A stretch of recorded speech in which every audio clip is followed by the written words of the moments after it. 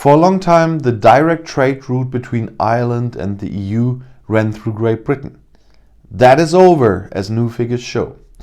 Despite the agreement, German industry is complaining about significant disruption in trade with the former EU country. And they are not the only ones to do so.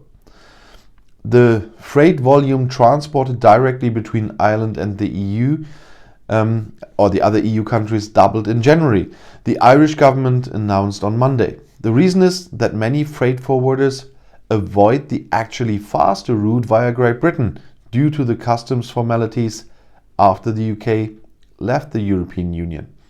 And that will continue. For decades, Irish exports to the EU were transported via the UK. The government in Dublin announced that freight volumes to Great Britain had halved. And the direct ones, as I said, doubled. Despite the Brexit trade agreement, German industry is currently seeing significant disruptions in the transport of goods to and from Great Britain. We expect that the bottlenecks will last at least until half of the year, said the chief executive of the Federation of German Industries, the BDI, Joachim Lang, to the news agency dpa. This dramatically puts the pan-European supply chains to the acid test. The preparations by the government in London and in many British companies have not been sufficient to cushion the additional bureaucracy and all the necessary border formalities. Although the companies had prepared well for the new trade barriers last year, despite Corona, the disruptions hit many companies with great severity, said Lang. At the moment, trade has initially shrunk. As soon as the trading volume increases, we will face a massive stress test, he says. Great Britain left the EU internal market and the customs union at the beginning of the year.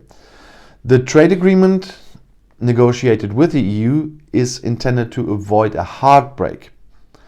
But most important point is that no customs duties and quantity restrictions will apply in the trade in goods in the future.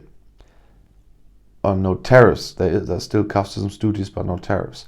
Great Britain left the EU at the end of January 2020. Lang said on the anniversary that a return to constructive cooperation between the EU and the UK is essential for the economy. It is a significant turning point that the UK has now finally and practically left the EU internal market and the customs union. This entails far-reaching restrictions in the cross-border movement of goods and significantly more customs formalities. And that goes for everyone. Even if you buy online something from the EU, if you're in the UK or the other way around, you have to deal with formalities, and depending on the worth of the shipment, you will have to deal with more payments than just the price and transport or packaging what you had before. And if you want to stay informed, please subscribe to my channel and to my other channels. I'll see you in my next video. Auf Wiedersehen.